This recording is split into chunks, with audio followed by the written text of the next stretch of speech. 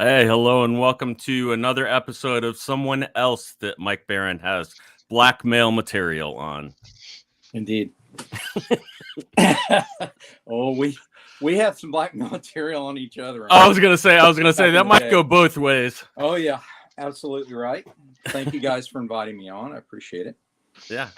Well, Dean and I worked together on Hawk and Dove for DC, and Dean's been a master illustrator for many years, and he's gone independent in the last couple of years through his own Silverline comics. But Dean, let's get into the beginning. How did you break into comics? Well, at the time, I was working in advertising in Atlanta, Georgia, and I was working for a small creative department for a huge department store named Macy's, and they had a store there at the time, and we were being low man on the totem pole there, just hired. I was one of the crew asked to do inventory, and back in those days, that meant staying up till midnight and counting merch, right? So we're in the downtown area mall there. I think it was in Buckhead, and we're counting inventory for Macy's. And I walk by a Walden Books, I think it was, and I see one of those turnstiles, a spinner rack, and I see a comic book cover, and it was just not that great. You know, the drawing wasn't that great. So, you know, this little voice, it's like, I can do better than that. And then I heard another voice say, "Why don't you prove it then?" So from that point on, I sort of went, I've got to prove that I can draw better than some of these guys getting hired to draw comics. So there was a resource book at the time called The Artist's Market. I don't know if you remember that, but it was sort of a guidebook on how to promote your art, how to get work commercially, whether it was fine art or commercial. I mean, I was an illustrator at the time, just getting work wherever I could. So I started submitting. And, you know, I got the typical rejection letters. You need to work on this. You need to work on that. So time passed, and I'm in a copy store, and I'm making copies to submit. And a gentleman by the name of Roland Mann walks into the copier store. And I don't believe this was by accident by any means. He looks over and he says, "Hey, did you draw those pages?" "Yeah." "Well, what are you going to use them for?" "I'm submitting. I'm trying to get work." "Where are you sending them to?" "Marvel, DC, you know, the usual."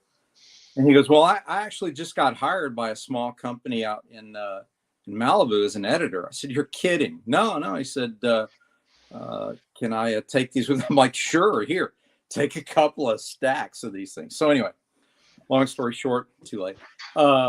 He gave me the opportunity to draw my first full color superhero comic called The Ferret way back in the early 90s. I think it was 93.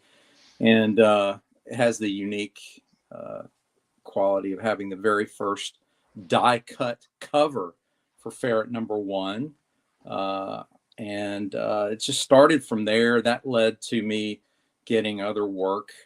You know, going to shows helped, of course, going to San Diego and networking. Those days was a lot different. It really was, you know, it was who you knew and who liked you and who you talked to and all of that. So that's how it started in the early 90s. And Roland, if you're listening to this, he wants to do another die cut cover really badly. You know, yeah. We just get a cookie cutter and sharpen the edges and we'll use that. Nice sharp X-Acto will take care of that. Another foil cover, perhaps an embossed cover. I joke with them all the time. I want to do a spot varnish embossed, you know, foil. Anyway, so we've reconnected. You know, fast forward from those madcap days in the 90s, and about 6 years ago, we reconnected via, I think it was Facebook, and I said, you know, "What are you doing?" And he talked about, you know, well, I looked into getting some work for one of the big two again, but it just wasn't going to work out. They wanted me to move out to Burbank, and they weren't paying me, you know, anything. And I said, "Well, are you going to start back up?" He said, "I'm thinking about it." And I said, "Well, what are you thinking about?" And we talked about Silverline, which is a small publishing venture he had started in the late 80s. And he had a book called Cat and Mouse. we talked about it. We came up with the idea of me drawing issue number 1, and one thing led to another, and he decided, well, let me start this up again. So it's been going for about 6 years. We got about 30 titles. There's a lot of folks there from the Malibu days, and a lot of veterans there from from the 90s who are still working, and some new folks too that Roland taught in school. He's actually teaching sequential art as well as writing some of the comics. So that led me to get back into the industry. Keep getting pulled back in, like Pacino. But it's fun. I never really stopped doing it. It was one of those things where I had to get a regular paycheck and things like insurance and maybe some retirement. So it was like I had to get what you'd call a real day job in the early 2000s, and I've stuck with that for almost 20 years now. Working for FedEx by day, comics by night. I actually draw airplane parts for them, for their pilot school. So that's kind of the day gig, and then still do this when I can, nights and weekends, much to my wife's chagrin. And are you still drawing? Yes, I'm done yet. So, but no, she's very supportive. I joke around. But yeah, so I'm still doing this stuff. And like Mike said, he and I worked on Hawk and Dove back in the 90s. And then we actually pitched some stuff to Marvel. You remember that about 10 years ago, Mike? We pitched some stuff to Marvel and DC. And this was the beginning of them sort of going, you guys are too old. We don't, nah. Yeah. Yeah.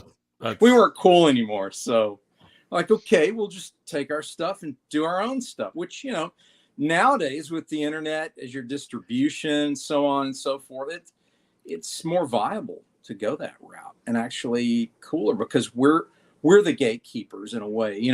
We go directly to the audience now. So, it's no longer, some editor who decides whether you're going to get work or not. It's more, do your own thing and the audience decides.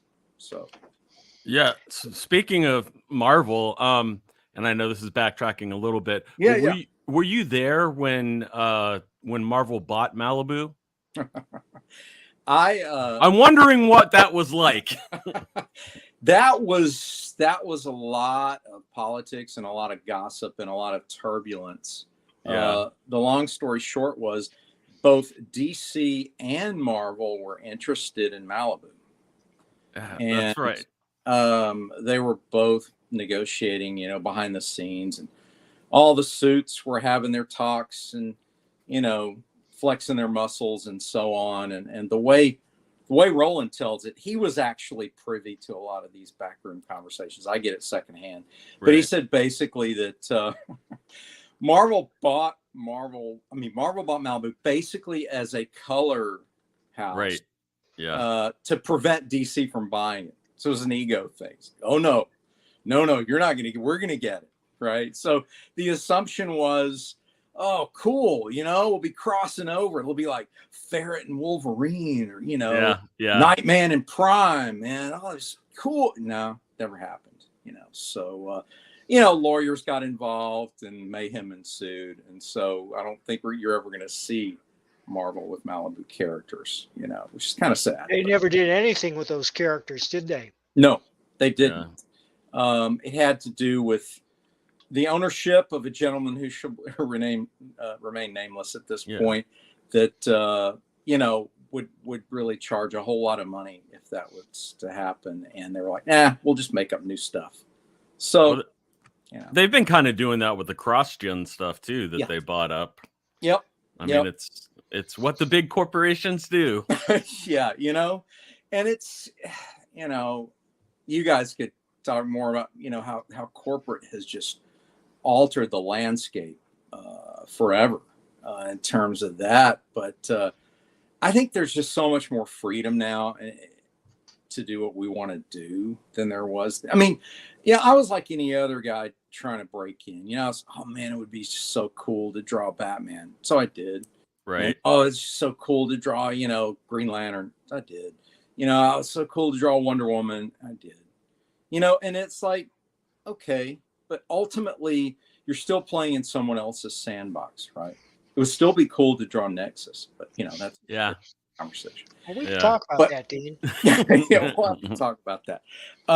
But yeah, so now here we are, and I mean the fact that I can write and own my own character and have the excitement there, and also a lot of the generation that was brought up aspiring to draw these legacy classic characters, they've grown out of it, and the new up and coming readership is kind of like, yeah, they're cool. What else you got? Yeah. It doesn't really have that imprimatur of like you've made it as it did, back in the day. It still earns you a level of street cred, so to speak, to have done those legacy characters. But in the end, that's all it is. It's just like, hey, I used to play for the Cowboys. Okay, what are you doing now? So, yeah. It is what it is. How do you feel about like kind of like anagram characters or whatever, where you kind of loosely base it on that, but you're like, I want to put my own spin on it? I mean, I'm not going to diss people who want to do that, but hey, it's a wide open field. Do something completely out of left field. I mean, Mike is the master of that. Yeah. The variants of characters that Mike came up with for those rollicking Nexus adventures where you were just like, what? But that was the fun of it. You had no idea of the alien you were going to meet and the settings, the environments, where the twists and turns would take you. There's something compelling about that. That's just beyond the, okay, I'm going to make up another version of Batman. I'm going to make up another version of Spider-Man. And that's cool. I mean, if that's really what you want to do, but man, you've just got this whole world to go, do something really cool. The other, I'm asked, I should say, from artists a lot, do you draw like this guy or that guy? I want to draw like this, I want to draw like that. A lot of young people are starting out copying anime, Yeah. And I tell them, look, I start out copying my heroes. You start out copying but draw from life, learn from what you're drawing from. But in the end, draw like who you are and make it you, because that's what people are going to connect with. It's got to be genuine, whether you're writing or drawing. You got to feel that genuine connection with what you're doing. I remember showing my portfolio to Neil Adams, and boy, was that like a tough football coach, right? And I was talking about style, and he goes, you still got a lot of work to do before, you worry about losing your style. He's like, you gotta practice more. He's like, use photography, use reference, this and that. I mean, he just ripped it up. So I went back home and I went to the drawing board, and I had photographs of everything taped up, on the drawing board. And, after about a year, I could see the work was improving. And I tell young artists, draw from life, draw from photographs, draw from reference. Don't worry about a style right now, when you're starting out. Draw from reference, and your spin on that will come through, especially when you're not intentionally trying to do it. Mike understands this too. In the martial arts, when you're performing a kata, it's not really that you're performing a kata if you're doing it right. The kata is performing you. You're just a vehicle for that energy that's happening. And in an ideal place, when you're drawing, it's the same thing. You're not even thinking, I got to put a line here, I got to put a line here. It's not a mechanical thing. At least it's not for me. I just have to zone out, and it comes to life, And, it's not going to be perfectly what I see in my head, but pretty close. I'm seeing it here first. I'm not really constructing and recording. Not every artist works that way. Do Do you have any advice for artists that are trying to get used to drawing like facial expressions and things like that? Yeah, use a mirror. I used to have a mirror right by my table, and make the face and draw it. Yeah. Again, go from draw from life, reference it, vary your page. I would say also, like, medium shots, close-ups, faraway shots. Have those.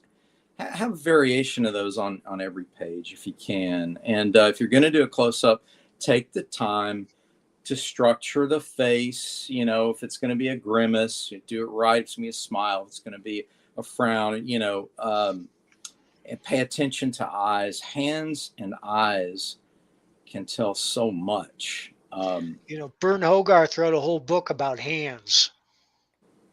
Just hands. Just hands. Gestures. There's a level of theatrical gesturing that goes on in comic books that really helps not only communicate whatever the emotions are that you're trying to get across, but also it can lead you to the next panel.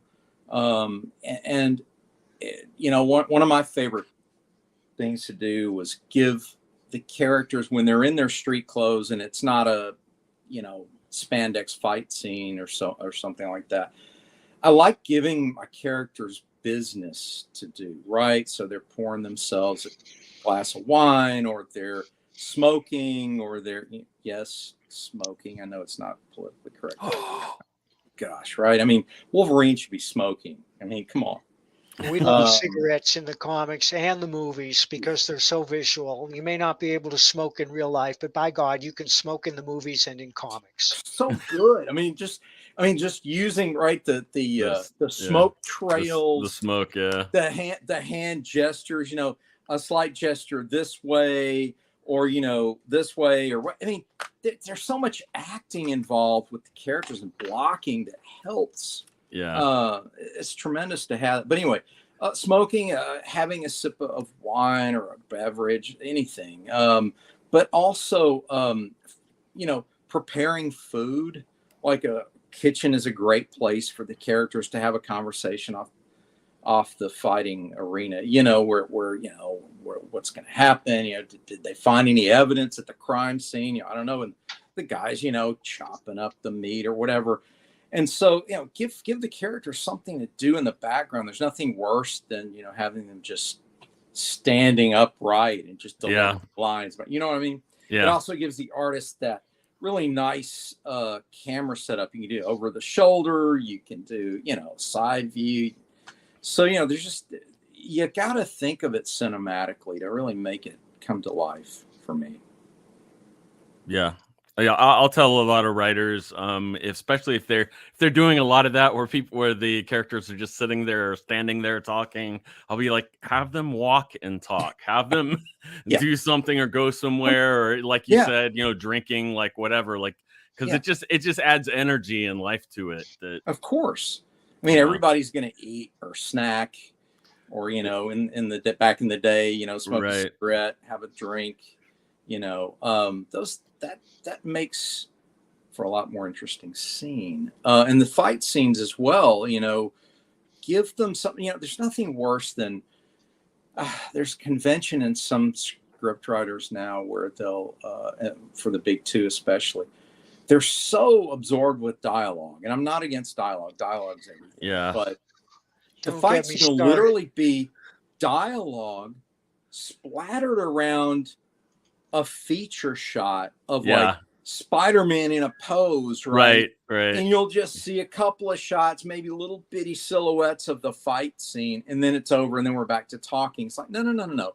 This is action adventure superhero stuff. It's like, have the fight do something. Have it be in an interesting place. Have it take you from one room to the next. One of my favorite. And show real techniques that are innovative and exciting, because you can use a fight scene to characterize your characters. Absolutely. One of my favorite. I'll use a cinematic example. The John Wick fight scene. Where where he's followed the Russian gangsters, into their club, and he's making his way toward the main gangster. He's going, and he's just using everything in the environment, and he's actually running out of ammo in his clips, and he's throwing it down. He's grabbing the bad guy's gun. He's shooting. I mean, and again, it shows not only the jujitsu that he's using, because he'll tie somebody up and flip them and armbar them on the ground, and then shoot another oncoming guy and another oncoming guy, and then take the guy out that he's got held down. It's the practical nature of the action scene taking you somewhere. And I remember laying out a scene that Mike and I worked on for a pitch we did, and it was a Ronda Rousey move that was like a scissor lock with the legs and takedown and an arm bar. And it was so much fun to draw the characters doing that rather than just old-fashioned fisticuffs. I always like using throws too, like if a character is in a fight scene, I love having the bad guy inverted, right? So the feet are in the air, so you're implying like a jiu-jitsu throw or something, or an aikido throw. I love seeing that. Show some techniques. And then the other thing I like to do, and this is one reason Mike and I worked well together, was I like drawing martial arts superhero characters, because you can really get into the details of stances and poses and kicks and punches, and you can even draw them practicing kata, which is really, really cool. I love seeing that in comics. I've seen it with I guess it was an Iron Fist sequence where he was just kind of zoned out and going through kata, and in that place. And again, it reminds you, okay, I'm in that world, and it's helpful to add atmosphere. And while I'm on atmosphere, the other thing I love to do, and I got this mainly from Ridley Scott, but he loves using textures in his scenes, everything from Blade Runner and Alien and Kingdom of Heaven, where everything's just stuff floating in the air.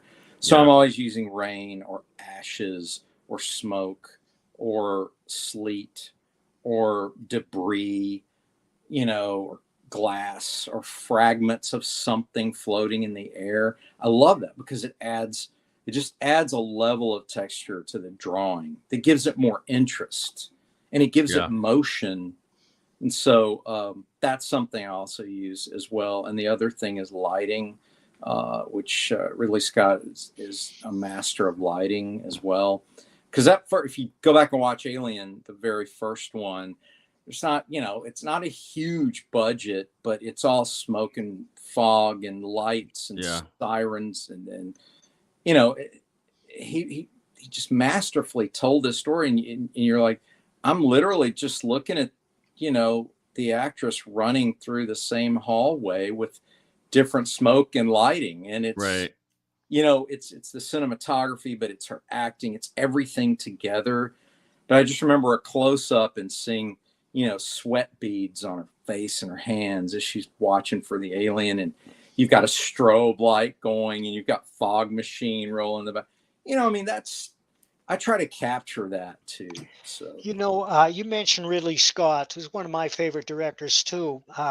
But occasionally he does something peculiar and questionable. And I thought that the fight scenes in Gladiator were unusually truncated and difficult to follow.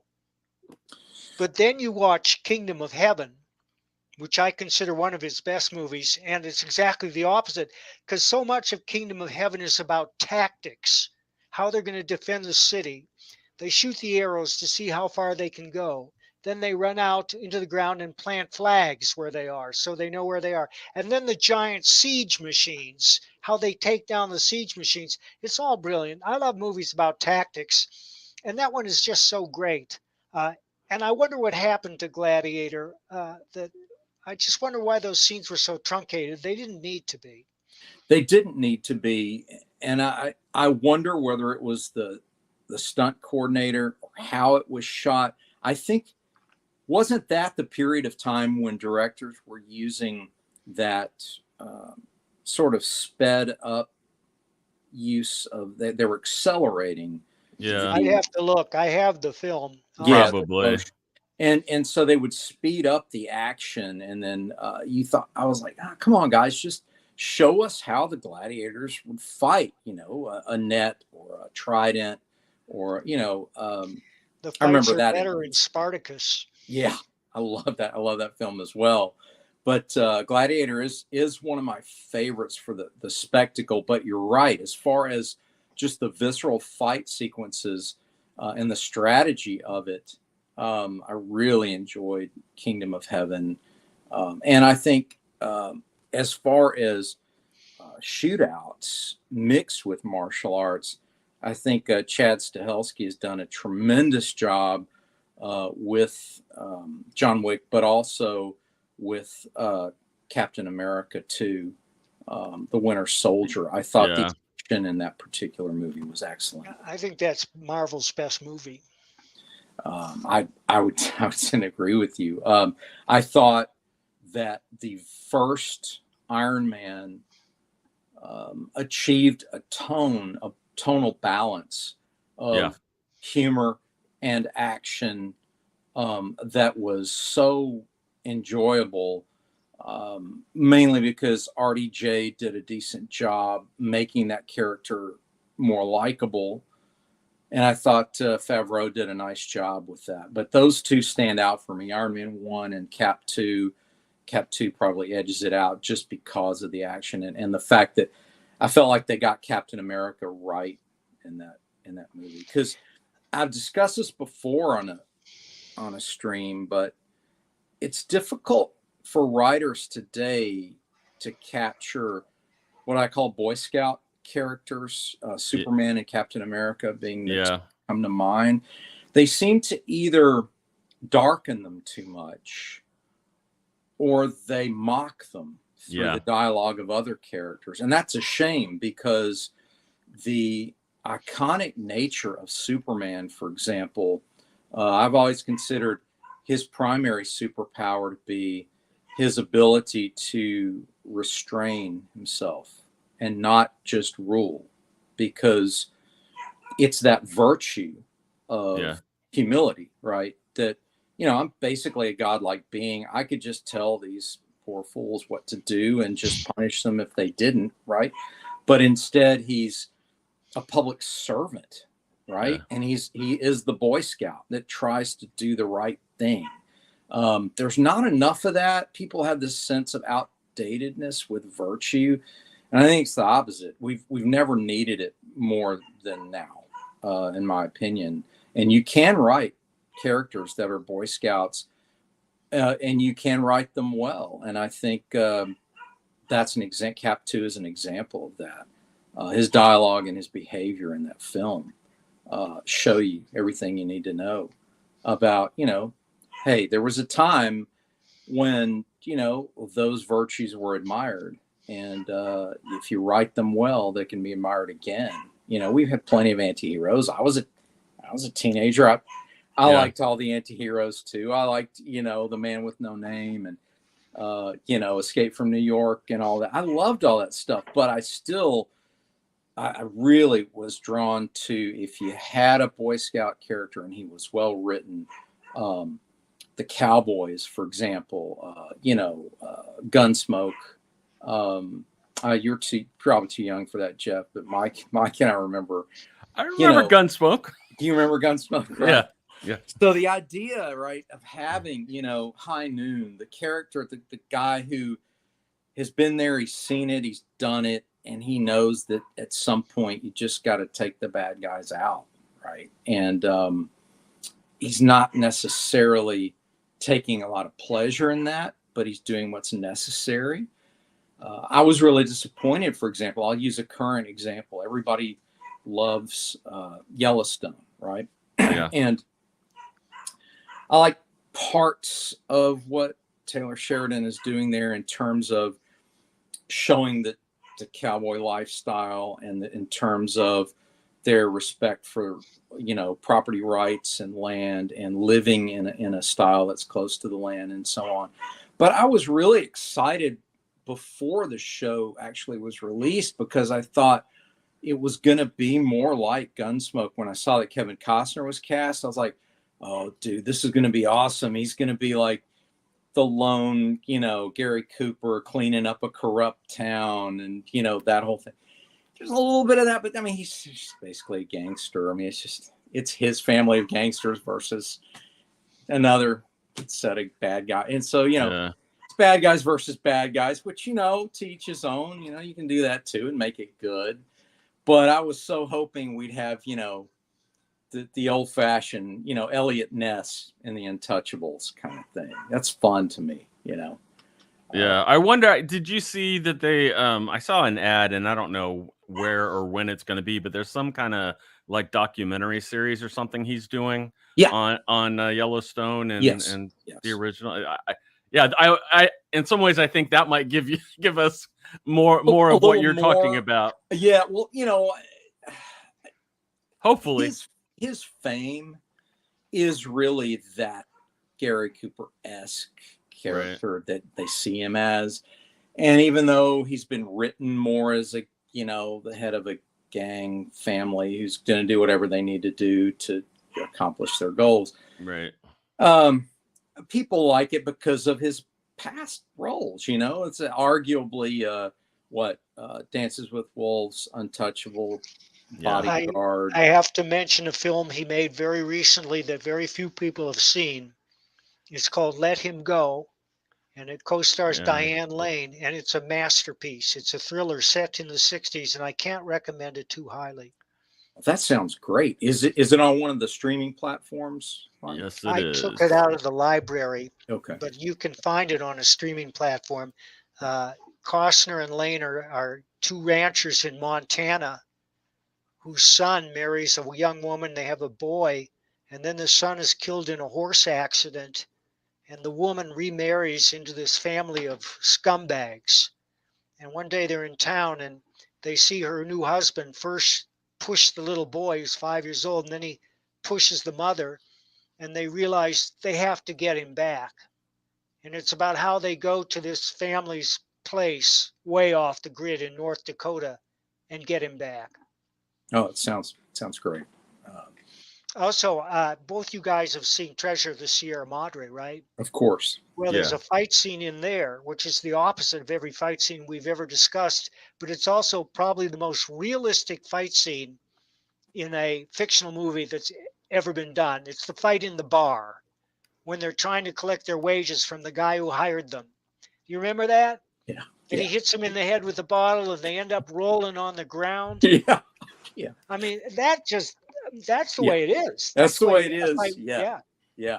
And also the fatigue level, after a few punches and rolling around the ground, the fighters start getting tired, so things get sloppy, and that's normal. That's real. That's real. And I remember that. And I recall in an interview before Spielberg completely lost his mind, where he was asked about Raiders of the Lost Ark, and he said that he wanted the character of Indiana Jones to be reminiscent of that character in Treasure of the Sierra Madre. So, and in that first film, in Raiders, the introduction of Indiana Jones has a little bit of that flavor to it.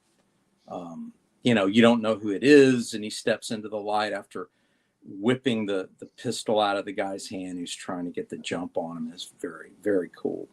But I like that tone for a hero too. I think Indiana Jones fits into what I'm talking about, where he does what's necessary, but I would say he's a Boy Scout as well. In I guess alignment, if we're going to use RPG language here. Right? What's your alignment? Lawful good, lawful neutral, chaotic good, whatever. Well, speaking of that, you are involved with a role-playing game right now. I am indeed. I was contacted about illustrating a guidebook for an upcoming role-playing game called Light Raiders, which is going to launch in the late spring of 23. And it's a faith-based game written by a gentleman named James Hannibal, who's written a lot of faith-based fiction material. You can check it out online. It's a lot of fun because it took me back to the days of being a kid and playing, D&D when it first came out, staying up all night and throwing dice and, making up silly adventures and having a good time. But it's, I got to design a lot of the characters and the environments, and it's fun, getting to draw high fantasy like that. It's a blast. So. Yeah, and it's a hot thing right now too. I mean, not just role playing games, but fantasy stuff in general is. Oh yeah, and we were talking about that. I'd love to get you guys' take on this. In one of our streams, we were talking about with the advent of Game of Thrones and Lord of the Rings, Rings of Power, making all this money.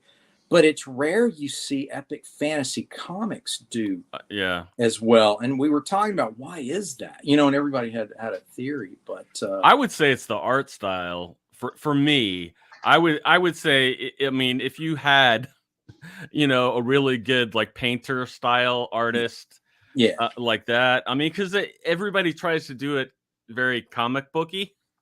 Yeah. And it just doesn't work that great. Actually, there's one, although it's pretty dark, but there's one that's done really well, at least financially and with the fans and everything, called Die.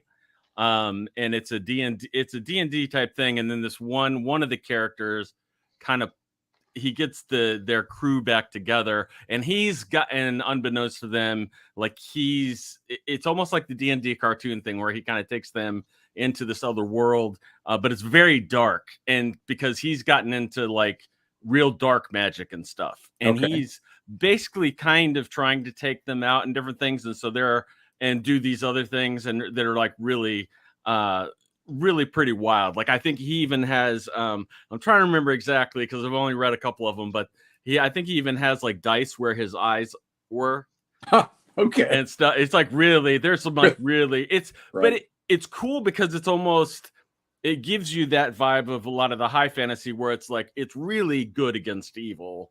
Sure. There's definitely some gray in there, but it's like it's very clear that like most of the evil stuff is very gross and clearly evil, and they've really got this big uphill thing against them, especially because most of them are regular people. They're not actually the characters that they played years ago or whatever and stuff. But the art style for that it's kind of an in-between. It's kind of a hybrid where it's more of a simple painted style kind of.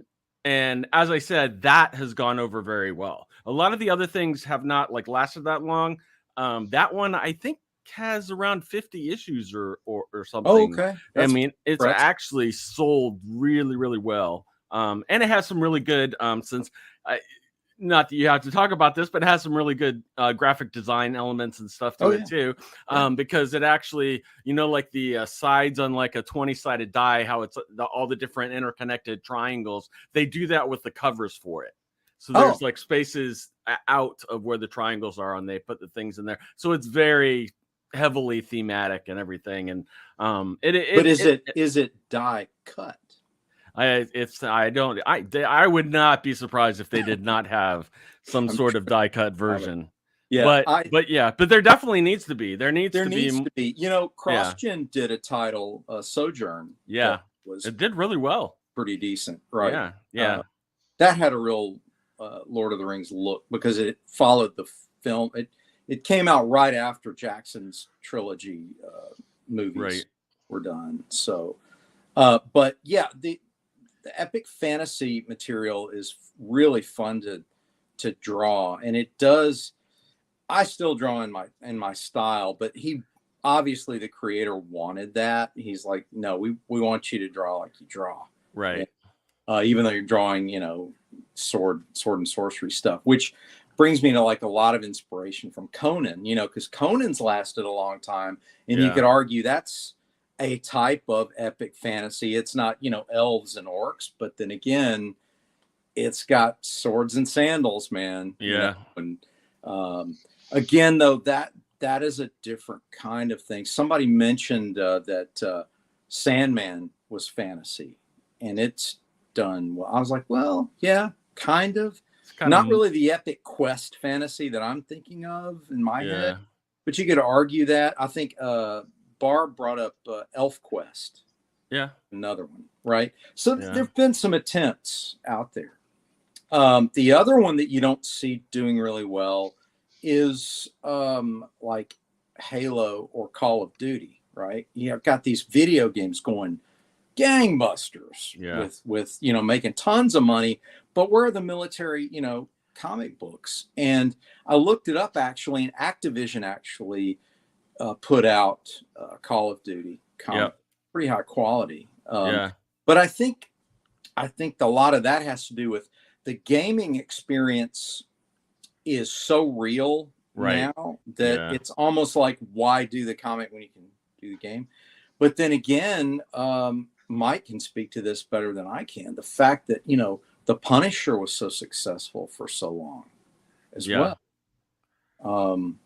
It's interesting. Are they still, they're still doing the Punisher now. I know he's appearing in other books. It has become an embarrassment to Marvel, and they've turned him into a ninja. They've taken away the skull. The creator of the Punisher has declared he's ashamed that military and police use the symbol. And it seems like they're getting ready to finish him off. I think, one of the mainstream titles that I do follow because I like the art is Daredevil. And in the current Daredevil, they've made the Punisher the head of the hand. And Daredevil and Elektra are the head of the fist. And though they're going up against each other, I'm wondering if they're setting him up to be whacked in this particular story. I don't know. But I have to confess, I haven't read a Punisher comic in years. The only news I get from them is on the Facebook Punisher forums, which follow the character religiously. Right. I mean, John Wick, if the Punisher's so bad, then why is John Wick okay, right? But I guess Marvel wouldn't publish because he fights fantasy villains. Well, he also they killed his dog. So true. I explained that to my wife. I'm like, you got to watch this with me. And she's like, what? Shoot him up. I said, I know you like spy movies. This is a little more of a shoot 'em up, but you'll like this. Once we got past the dog scene, she was right there with him, man. She was like, take him out. But the emotional engine of that just really carries you through. Oh yeah, and I like the and I've told a lot of people too. It has some of the better world building in in an action movie. I mean, with the whole hotel thing and everything. I'm actually interested to because they're still talking about doing the TV show or whatever. Around the hotel and everything, and I'm pretty interested to. I think that's there's a lot of neat stuff you could do with that. They lost me with the last one. The last one was a little high table. Yeah. Dean, tell us about Cat and Mouse. Cat and Mouse. We got started with that in 2016, and we wanted to bring it up to date. Roland's original idea was that these teenagers.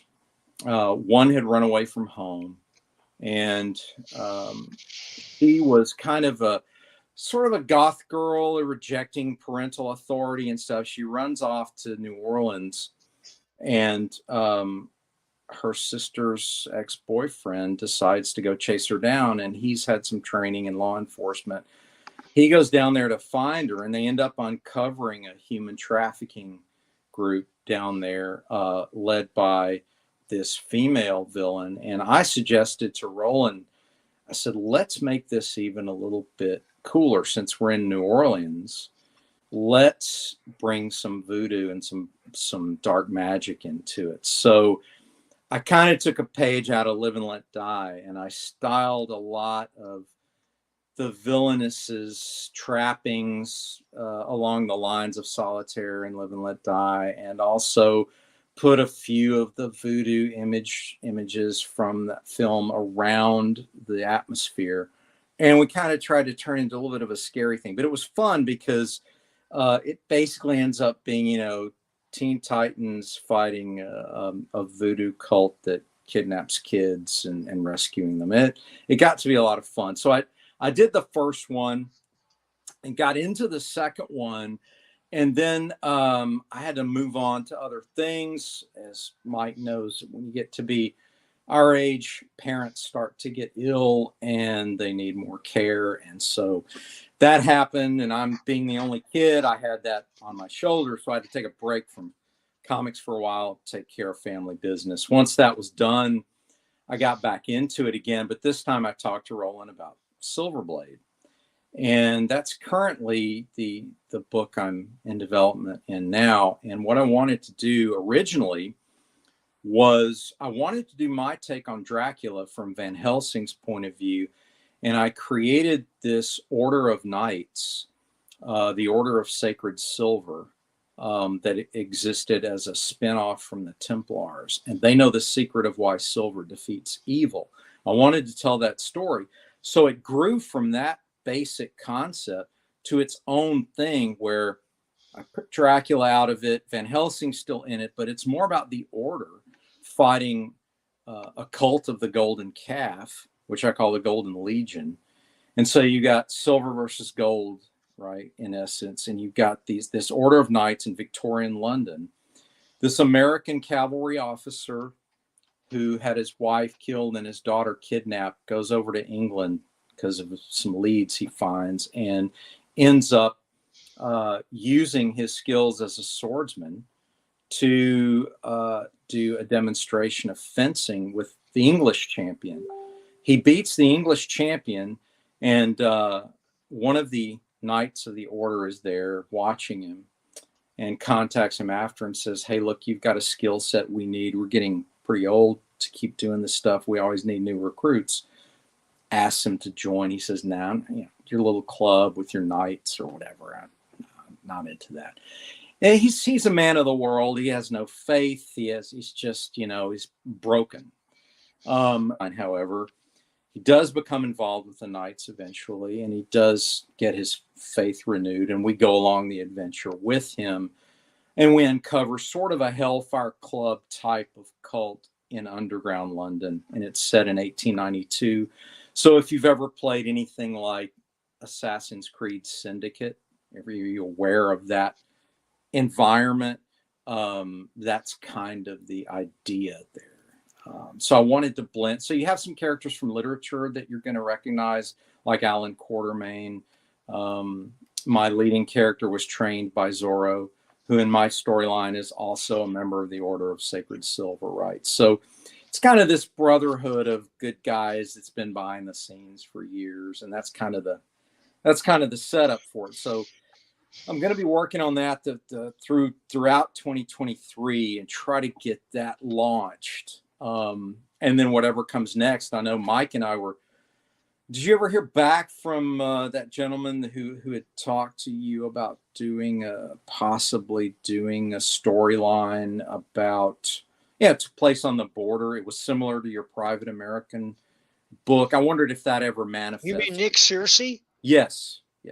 Well, we're talking, and Nick is a great guy. He's been very helpful to me. You know, he's a well-known actor. Absolutely. Yeah. But right now, he gave us permission to use his likeness in a graphic novel. We're adapting John Ringo's zombie apocalypse novels into graphic novels, and Nick's going to be a bad guy. But I would love to hear his idea for a border story. In fact, I'm going to ask him to send it to me. Good. Because as I said, that would be something fun and exciting to do too. Would you be interested in illustrating that? Absolutely. Yes. Absolutely. Well, I'll keep that in mind. Please. Yes, please do. I like stories where you have a clear definition of good and evil. Absolutely, me too. I like where the I bad talk about guys that all the time. are bad and the good guys are good, and it doesn't have to be in a cheesy way or No, it doesn't. No, childlike. it all depends. It's not what you say; it's the way that you say it. The way that you Yeah. say it. Yes. You know, In fact, John Gardner wrote a book called On More. He cut himself. he's cycling. I think Is probably lots of noise with the dogs or got it. wife or That's okay. Garage door opener. the But in On Moral Fiction, Gardner argues that the audience wants to see good rewarded and evil punished, or they will feel cheated. And I Correct. agree with that for the most part. We want our stories to have a moral epiphany, and that doesn't mean that the hero always prevails. Just look at the end of Spartacus, where he's hanging on the cross. Yeah. The grace Yeah. note is when his wife rides by in the cart and holds his child up, says, "See, you live on." Yes. yeah. Excellent. I've always thought that. In fact, I illustrated a book cover last year for a novel called Quo Vadis, and if you've ever read that, Mike, it's fantastic. Some say that the movie Gladiator is loosely adapted from Quo Vadis, and there are so many elements that are Has similar. that book been published? Yes, it has.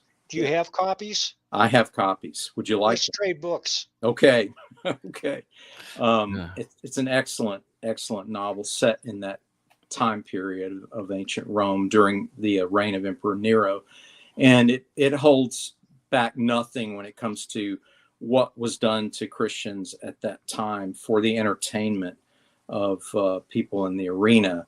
And it's horrifying. And the storyline is excellent. I don't want to give any of it away, but it's an excellent novel. But that being said, I really think that part of the reason these films do well and are enduring, movies like Gladiator, even like Braveheart, is because they tell stories of men with conviction and with a value system that they refuse to compromise, and they pay the price for it. And yet, as Mike stated earlier, evil is punished and good is rewarded. And that resonates beyond America. It resonates worldwide. It resonates on a human level. And those stories, to me, have a better chance of becoming what we would call modern mythology.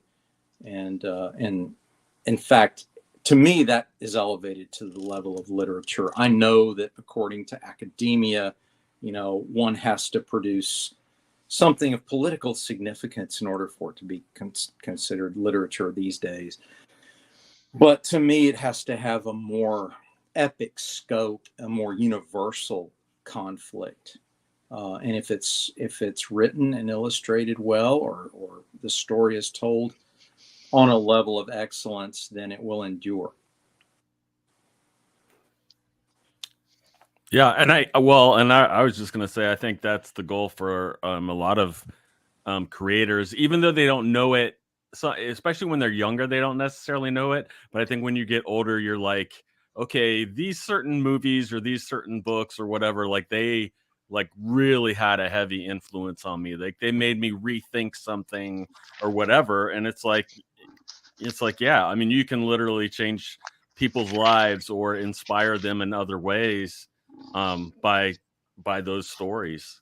Absolutely. And they don't have to be particularly preachy either. Right. There are folks who may not know that the Chronicles of Narnia by C.S. Lewis is a Christian metaphor. I mean, right. For those of us raised in that faith, it's obvious, it's right there. Right. But, for some people, that they're getting the message through fantasy, through epic fantasy, and yet it's still a wonderfully entertaining tale. The first book, especially, Lion, the Witch, and the Wardrobe. Excellent book for kids, but for everyone, I think. Yeah. Yeah, I actually like which is, I don't know, it's a weird thing for me. I like it when it's the reverse. I like Magician's Nephew when like the witch and things come to our world. Yeah. And I love stories like that where the crazy thing, or like, you know, like Ham the Wizard comes to our world. And right. No, I appreciate that. I've talked to people who are on both sides of that, the production yeah, order and the chronological order people, you know, and yeah, yeah, I respect both of those positions. I'm more the production order person, you know, right, the reason yeah, it was written first. And yeah, I like the metaphor there. And I think that as a creator who has a strong faith, I feel I'm called to share redemption stories, and some of them can be obvious, and some of them can be metaphorical. But that's the story I'm compelled to tell. That's what I'm here to do. yeah. So you'll see that theme in a lot of the stories that I write and have creative input in, for sure. But that's the basic theme of most of the stories we like. Yeah. Yeah. Even I was gonna say, even like the original like Star Wars trilogy and stuff, that that even George Lucas has gone back and tried to kind of undo some of the stuff because he doesn't like the way it comes across He now. could But make it all go away by producing an outstanding new movie. That's all it takes is an outstanding new movie. yeah, But they can't, you know, retroactively. No, and we've been watching these movies. I mean, we've all seen some of the subsequent Star Wars movies, and some of them are entertaining, but they just don't have the impact. They just don't. they don't. 4, 5, and 6, as I call it, you know, or I even like better calling just Star Wars, Empire, and Jedi. Right. That's Yeah, all. yeah, I mean, those are the other movies are fun, and I kind of like some of the themes, but overall, the impact of the original trilogy still reigns supreme in my mind. And you know, the lessons, people still connect with Empire because of the introduction of Yoda and the lessons of basically growing up and learning to go from childhood to manhood, and what that means and what you're responsible for. And Luke refusing to use anger to take down his father, right? yeah, yeah. That is an old Japanese samurai legend where the Right. samurai is chasing someone down, a criminal, and it's taken him for almost, you know, years. And it finally gets him cornered, and the criminal in his anger spits on the samurai, and the samurai gets so mad, and he reaches to draw his sword, and he doesn't draw it, and he waits for another time Yeah, because he doesn't want to take him out in anger. Right, the anger would be taking him down, not justice. Right, so those old lessons and old myths are all there to teach us something about vengeance versus justice, and these higher callings, these higher virtues. Virtue is everything. I mean, isn't it Socrates that said that life should be the cultivation of virtue, basically, to live a good life? Why aren't they teaching that in school? Are You they know too busy why? teaching other things?